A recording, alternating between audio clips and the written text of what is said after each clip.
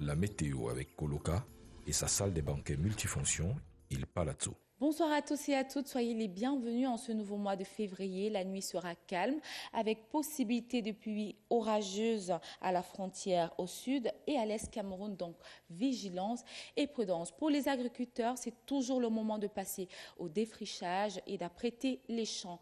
Pour les températures les plus basses, elles seront retrouvées à l'extrême nord, dans la région du nord, à la Damawa, au nord-ouest et un peu plus au centre, on atteindra les 12 degrés. Dans les détails, le sud-ouest aura un temps calme toute la nuit et en matinée, il fera 16 degrés à Manfé, 17 dans la ville de Mundimba. Par la suite, nous allons à l'est Cameroun où il fait 21 degrés à Bertois et demain matin, on aura l'apparition des nuages, comme vous le constatez, donc un beau paysage. Nous terminons avec l'extrême nord où on affiche une belle constellation, comme vous le constatez, et en matinée, la fraîcheur sera intense et présente dans toutes les villes. Pour apprécier le temps qu'il fait, n'hésitez pas à aller passer un bon moment au campement touristique et climatique de Rumsiki. À bientôt.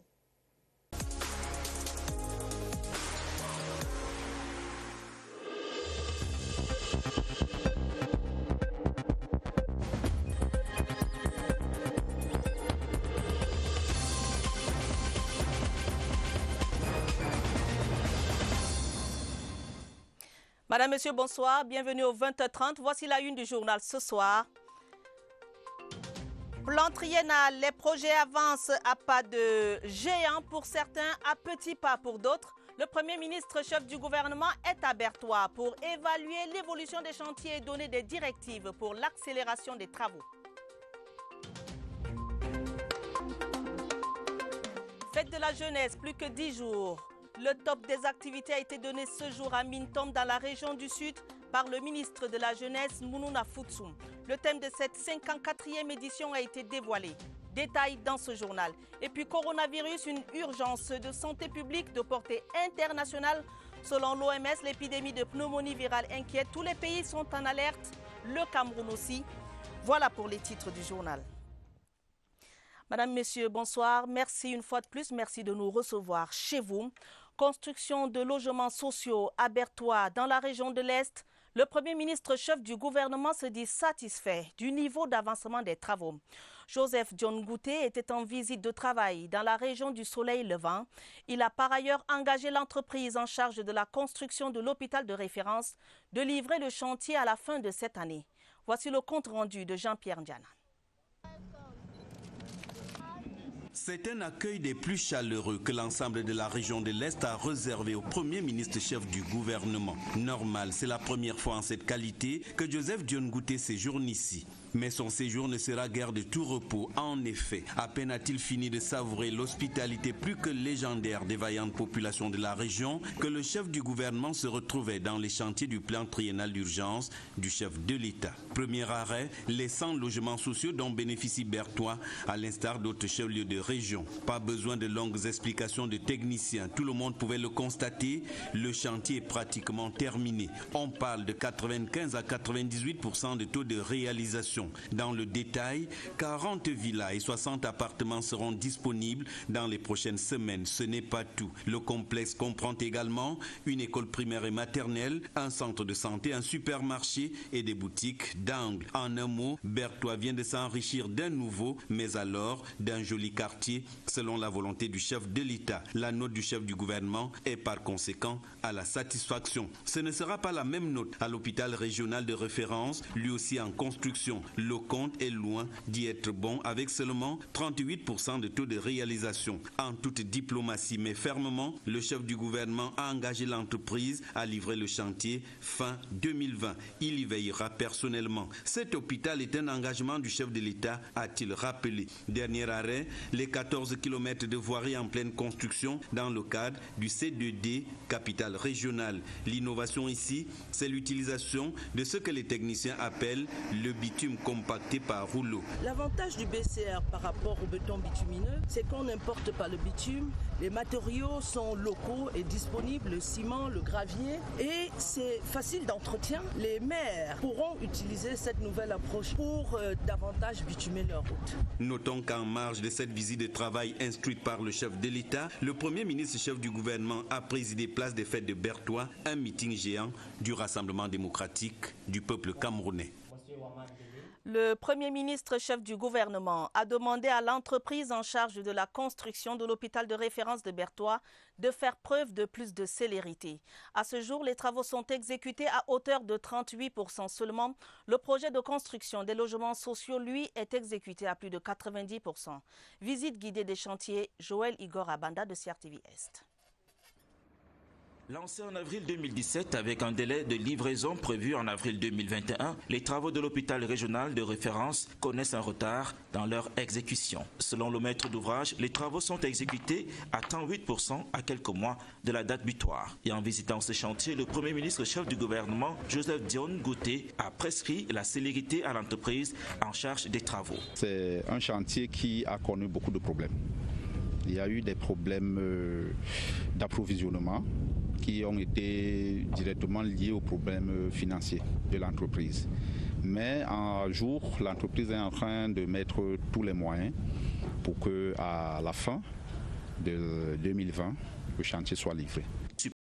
Superficie de 5 hectares, le centre hospitalier en chantier répondra aux normes internationales, avec 2 ascenseurs et plusieurs bâtiments annexes constitués d'une morgue, d'un local pour fluides médicaux, d'un incinérateur, pour ne citer que cela. Nous trouverons la radiologie, le service d'urgence en plateau technique, il y a l'imagerie, il y a le bloc opératoire et les soins intensifs.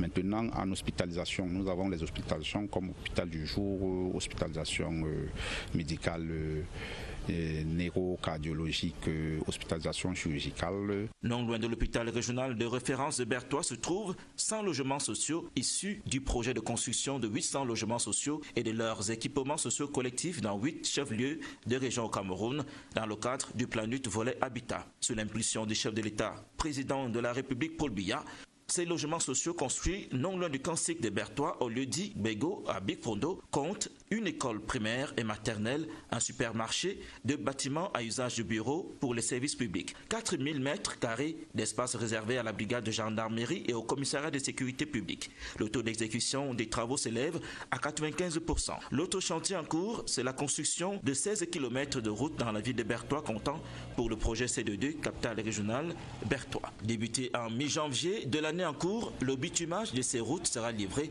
en avril 2021. Deuxième titre du journal, la fête de la jeunesse. Le thème de la 54e édition de la fête de la jeunesse cette année est Jeunesse, paix, décentralisation et participation à la gouvernance locale pour un Cameroun nouveau.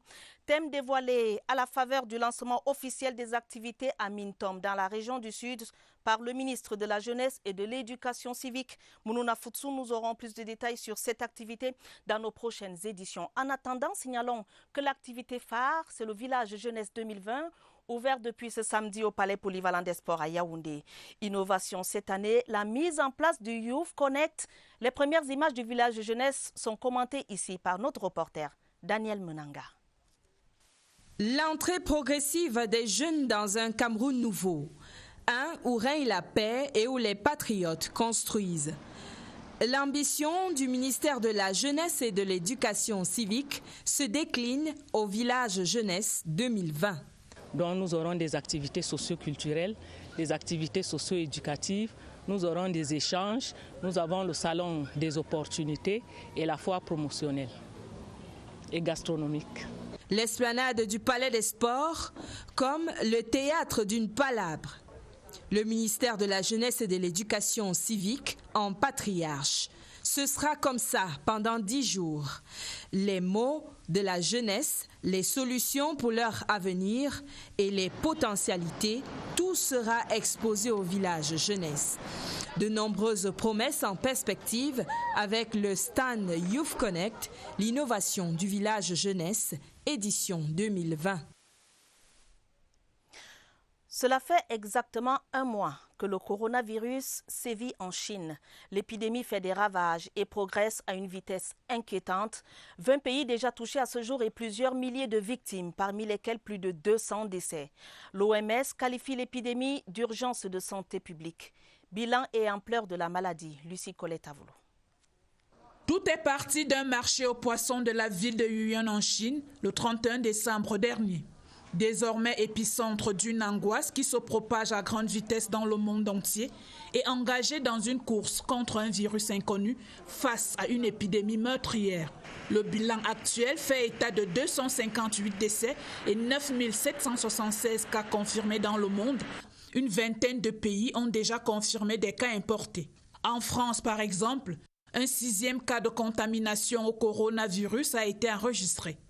Et depuis le 30 janvier 2020, l'Organisation mondiale de la santé a déclaré l'urgence de santé mondiale. L'OMS n'a jusqu'ici utilisé le terme d'urgence de santé publique de portée internationale que pour des rares cas d'épidémie requérant une réaction mondiale vigoureuse, dont la grippe porcine H1N1 en 2009, la poliomyélite en 2014, le virus Zika en 2016, la fièvre Ebola qui a ravagé une partie de l'Afrique de l'Ouest de 2014 à 2016 et la République démocratique du Congo depuis 2018. À ce jour, aucun cas de coronavirus n'a été déclaré sur le continent africain, mais l'inquiétude plane, car si des cas étaient exportés vers certains pays d'Afrique où les moyens de sécurité sanitaire sont limités, de gros foyers épidémiques pourraient alors éclater, une hypothèse qui fait redouter le pire. Le Cameroun, comme de nombreux pays dans le monde, est en alerte. Aucun cas détecté en Afrique centrale pour l'heure. Au Cameroun, une batterie de mesures préventives se met progressivement en place. Veille sécuritaire dans les aéroports et dans les 10 régions du pays. Des actions multisectorielles coordonnées entre l'ambassade du Cameroun en Chine, le ministère de la Santé publique et 5 autres administrations camerounaises. Stratégie dévoilée hier vendredi au cours d'un point de presse du ministre de la Santé publique. Daniel Menanga raconte. Réaction immédiate du Cameroun au lendemain du décret de l'Organisation mondiale de la santé. Le coronavirus, une urgence internationale. Le centre des opérations des urgences de santé publique est mis en alerte. La collaboration multisectorielle entre les ministères de la santé publique, des transports, des relations extérieures, de l'élevage, des pêches et des industries animales, de la défense, de la délégation générale à la sûreté nationale est effective. Sur le plan de la coordination également, une veille sanitaire est mise sur pied à l'ambassade du Cameroun en Chine. Sur le plan du diagnostic et de la prise en charge, le Centre Pasteur du Cameroun dispose des capacités techniques pour faire le diagnostic biologique de la maladie. Des salles d'isolement ont été également identifiées dans les aéroports et les formations sanitaires susceptibles d'accueillir des cas. Des équipes d'investigation et d'intervention rapide sont disponibles dans les 10 régions de notre pays. L'État et ses partenaires recommandent les reports des déplacements vers la Chine et les pays touchés, une vingtaine environ. Pour la prise en charge en cas d'infection au coronavirus, le numéro d'appel 1510 est ouvert de 8h à 16h. Vigilance surtout. Allons dans la région de l'Ouest pour dire qu'un accent particulier est mis sur la formation et la sensibilisation des conducteurs de moto-taxi. Ils ont reçu leur permis de conduire de catégorie A, des parchemins délivrés à l'issue d'une formation financée par l'honorable Bernard Fongan, remis à Bameka, dans les Hauts-Plateaux. André Aristide Combat. La place des fêtes de la chefferie supérieure Bameka a accueilli les 142 candidats ayant réussi à l'examen du permis A. Les lauréats issus des 9 groupements que compte le département des Hauts-Plateaux ont assimilé les enseignements théoriques et pratiques nécessaires au bon exercice de leur profession. C'est un permis qui rassure un conducteur. Déjà, vous faites l'assurance sans permis, c'est dans l'eau. D'abord, le permis, ça couvre un conducteur. J'ai appris beaucoup sur le code de la route parce qu'avant, je conduisais pour conduire. Mais pour le moment, je connais ce qu'il faut et ce qu'il ne faut pas. La cérémonie placée sous le patronage du préfet des Hauts-Plateaux a donné l'occasion à l'autorité administrative de témoigner l'intérêt que les pouvoirs publics accordent à cette catégorie de citoyens. Le président national des mototaximens a exhorté ses collègues à cesser d'être les vecteurs d'insécurité, tout comme l'adjoint au maire de la commune de Bamendou qui a dit savoir compter sur leur changement de comportement. Le débonnaire, toujours au service des autres, a réitéré sa motivation. Le président Paul Biya a instruit déjà depuis quelques années l'encadrement de ce secteur d'activité. Et la cérémonie de ce jour est la réponse à la réussite de la première. Nous espérons ainsi avoir contribué à la sécurité routière, à la sécurité de nos enfants, à la sécurité de nos familles, pour le bien-être des populations. Sa Majesté Jean-Raymond Takoukam, chef suprême, a pris part à la cérémonie qui a réenchanté les cœurs des transporteurs par moto exerçant dans les 4 arrondissements du département des Hauts-Plateaux. Économie, avec la suite de notre série sur les innovations fiscales de la loi de finances 2020, le renforcement du dispositif de lutte contre les prix de transfert est la thématique de ce samedi. Ce dispositif, qui concerne essentiellement les multinationales, vise entre autres choses à s'assurer que celles-ci payent le juste prix dans leurs transactions financières avec leur siège à l'étranger. Lucrèce Medunjimba.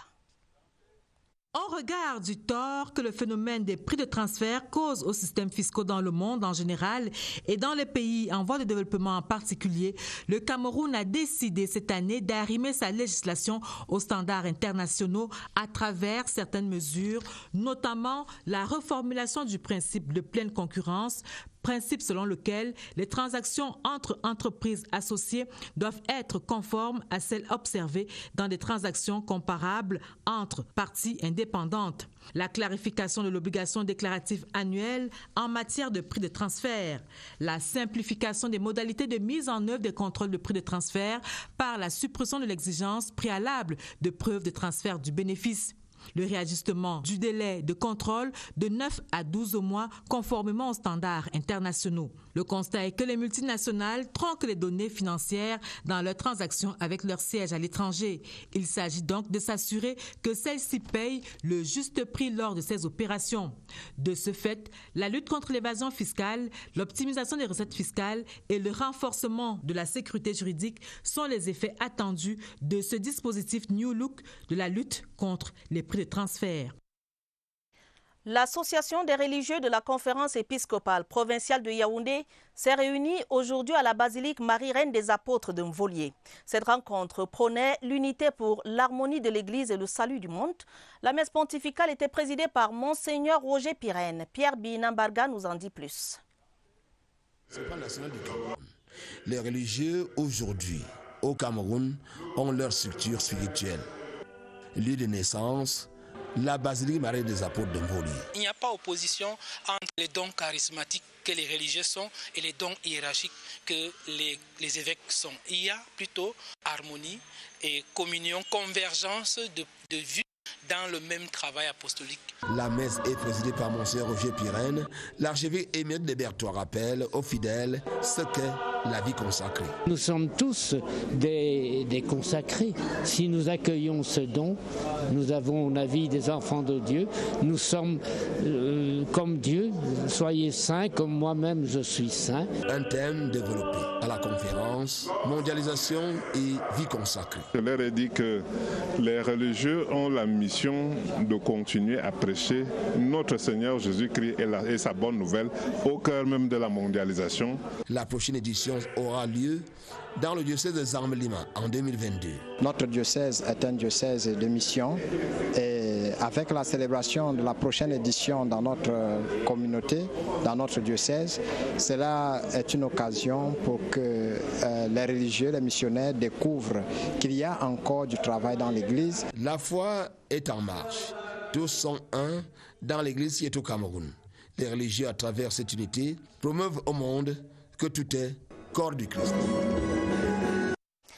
Les travaux de la 69e Assemblée générale de l'Union des Églises baptistes du Cameroun se sont achevés jeudi dernier en Dikinimeki, dans le Mbame-Inoubou, des assises qui ont réuni de nombreux pasteurs et qui ont été ponctuées par un culte d'action de grâce et de nombreux engagements. Michel Renaud-Wandia.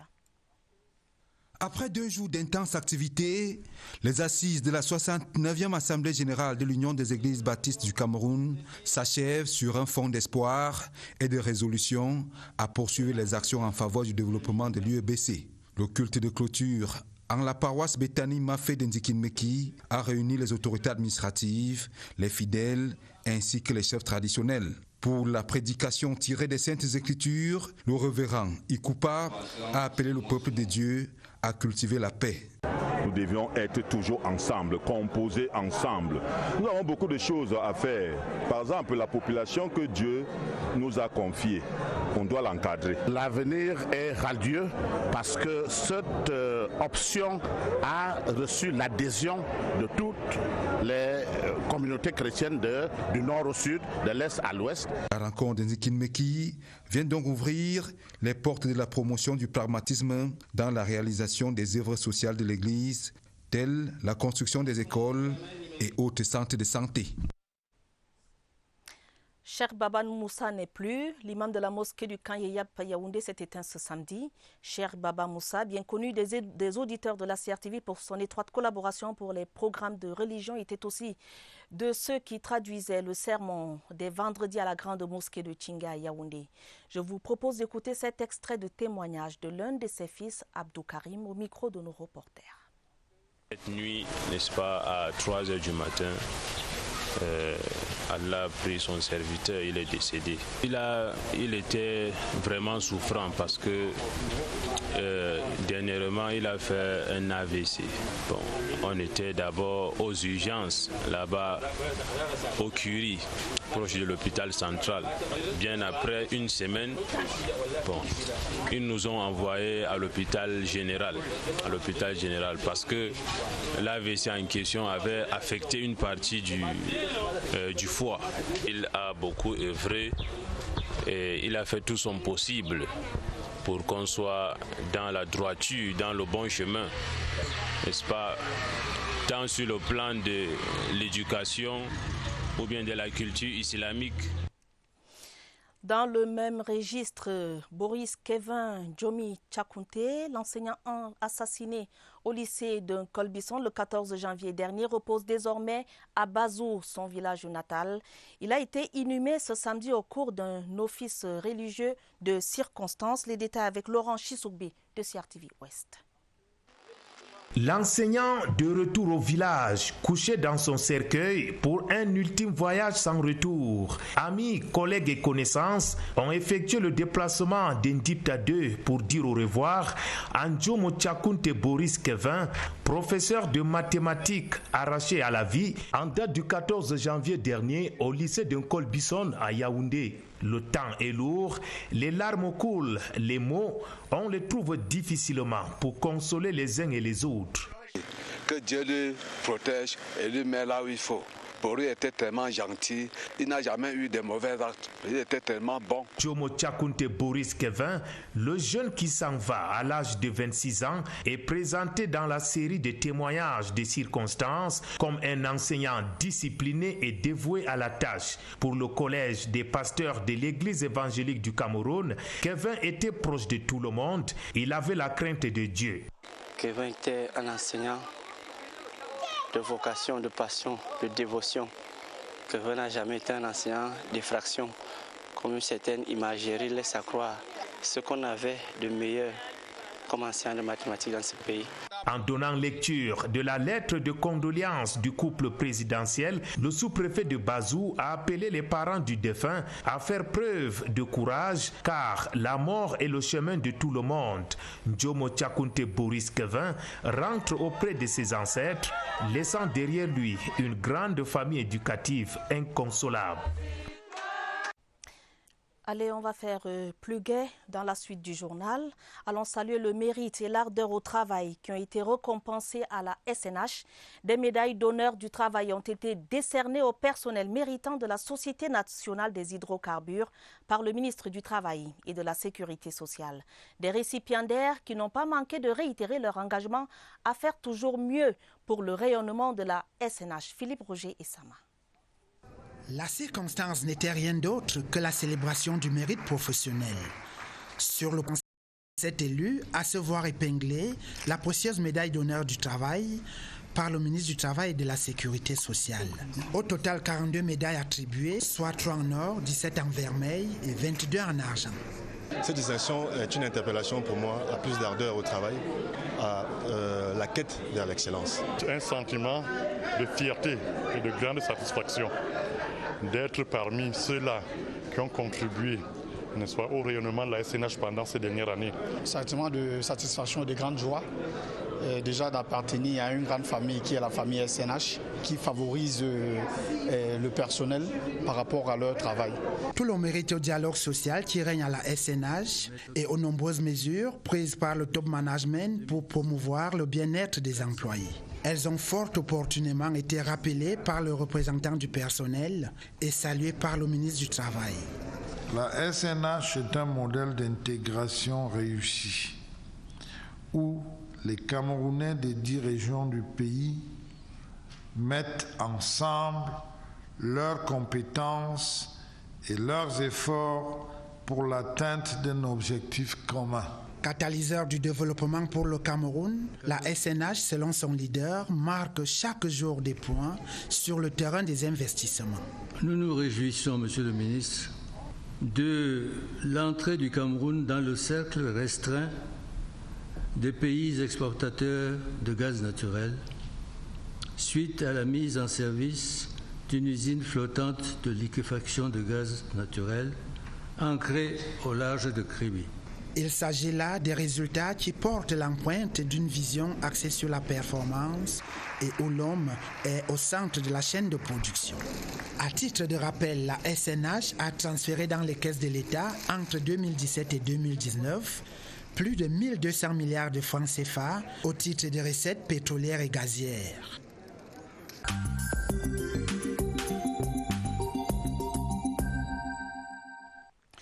Le livre de la semaine épouse l'ère du temps. La justice électorale au Cameroun, c'est l'intitulé.